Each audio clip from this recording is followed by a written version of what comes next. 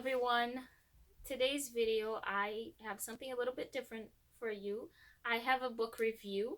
The book that I want to talk about today is called Killing Christians by Tom Doyle. And it's Living the Faith Where It's Not Safe to Believe. That's what it looks like right there. I bought it from Goodwill for about $2.99, but you can get it wherever books are sold for $15.99. This is a book with several stories that recounts several stories about Christians who are being killed, who are being tortured all over the world for their beliefs, for believing in Jesus Christ. These specific stories take mostly place in Egypt, Lebanon, Syria, and Iran. But of course, all over the world, there are Christians being killed, being tortured, being done enormous, scary things to because of their faith. And so these are the stories of some of them. Every single chapter is a different story that recounts about a different testimony of these Christians.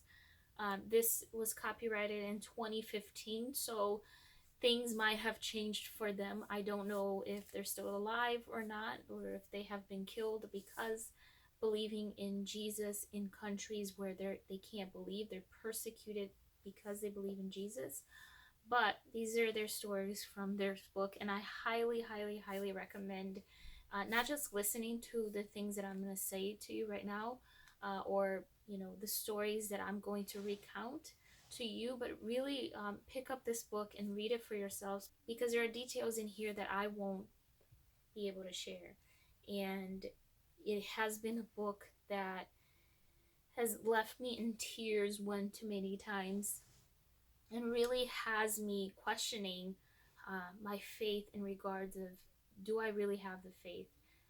If I have to be persecuted, if I have to be tortured, do I really have the faith enough to believe in this Jesus that I preach about when in suffering, when going through the things that these particular people have gone through? So I highly recommend picking up this book if you are a Christian, or if you're kind of on the fence, you don't think that Christ is real. This is going to show you otherwise. So today, let's talk about, I just want to give you the little bit of the introduction before we get started. In the introduction, it says that in 2014, before ISIS began everything, 40 Egyptian churches were burned to the ground. House church leaders sentenced to Iran's infamous Evin prison. 80 Christians murdered in North Korea for merely owning a Bible.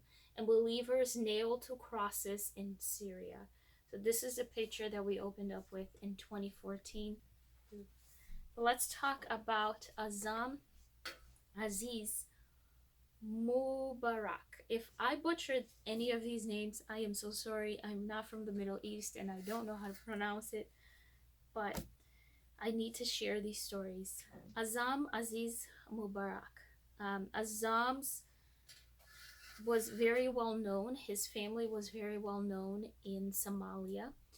And he was Muslim along with his family, and they were very well known because his father was a pirate and a warlord in Somalia. He began dreaming about Jesus. He would see a figure that was in all white and would tell him that he was Jesus. And so he began to have visions and dreams about Jesus Christ.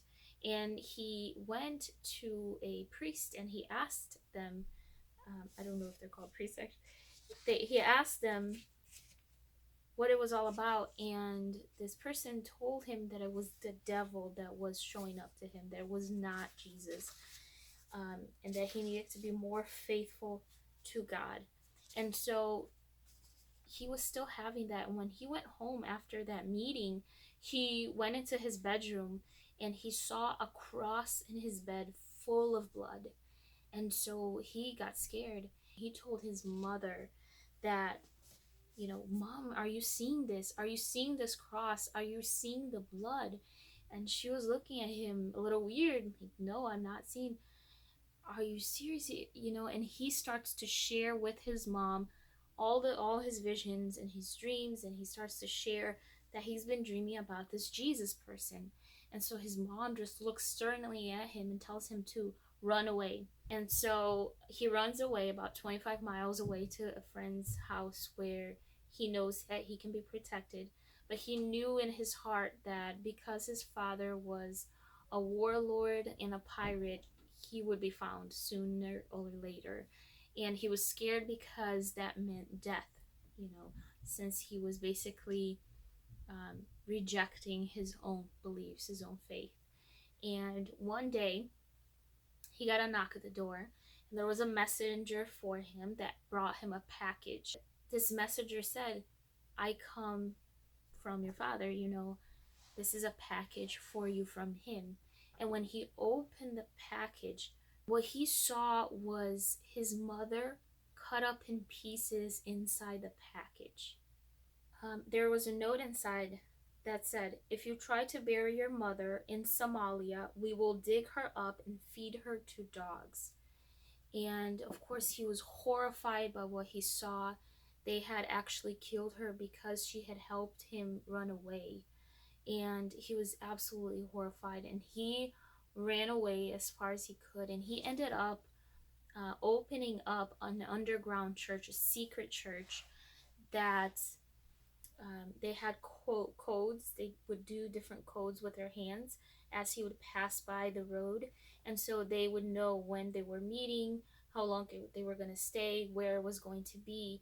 And little by little, they would get together in this house and meet so they can worship God. And he would go through the night just teaching them about the Bible and teaching them about Jesus. Because at the moment, he says that at the moment that he received that box from his father with the remains is when he let go of any idea of becoming a pirate, and he knew that he had to follow this Jesus that he had been seeing. And so he started meeting with different people, and it started growing. And then one day he told him that he was going to go to Kenya to get a few Bibles. And that's actually where we open the chapter, is him inside a coffin. And I want to read this little bit for you guys so you can kind of get an idea of his story a little better. But he went to Kenya to get Bibles because they didn't actually have Bibles. And so, of course, it was scary and they had to do it in secret. But this is what it says.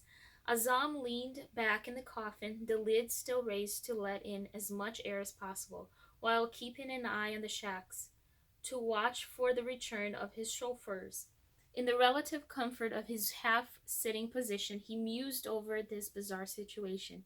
What a crazy world, that he is safest traveling in a coffin under a corpse, the preferred transportation system for the underground network of Bible smugglers.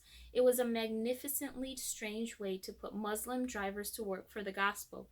No follower of Allah would dare open a casket, let alone look beneath the remains. Although touching the dead was not specifically forbidden, superstition runs strong among Somali Muslims, and dead bodies were kept as far away as possible.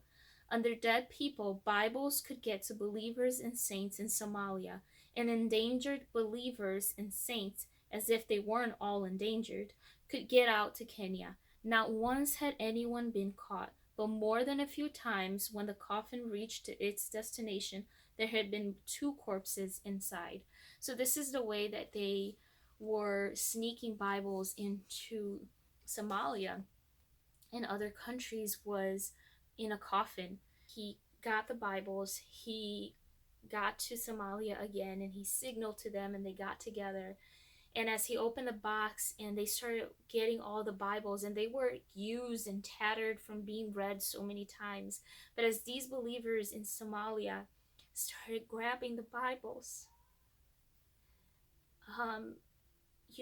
for the first time grabbing that Bible, they were so excited, and they were singing for joy, and they were reading it, and they were praising God for a really long time.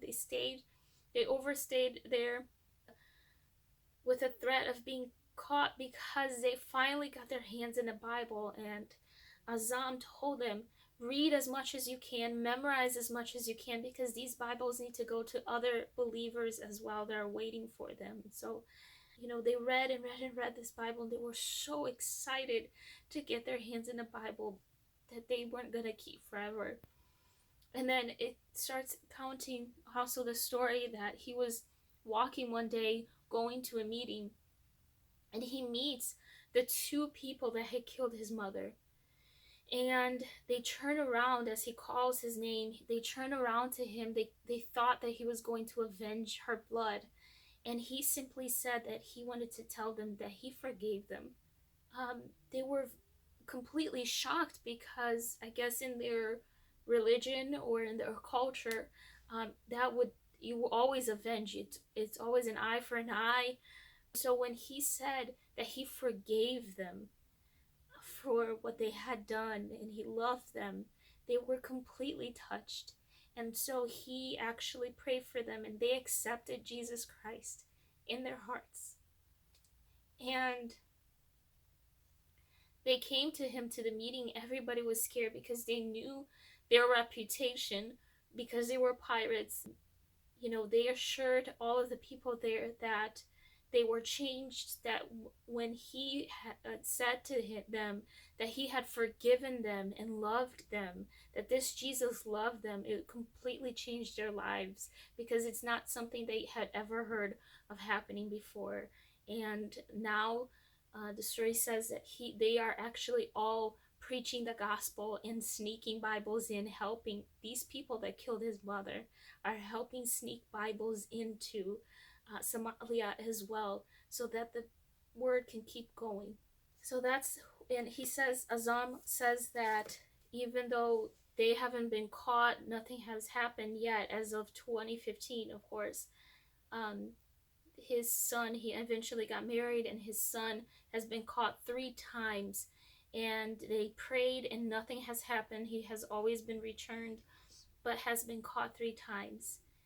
And so he asks for prayers for the Christians in Somalia right now. And so that was the first story. That's the first chapter. I highly, highly, highly recommend. There's a lot of details in here that I didn't mention, and I can't express the true meaning, the true sentiment, unless you read it from the author himself, from the person that told the story and is living it himself.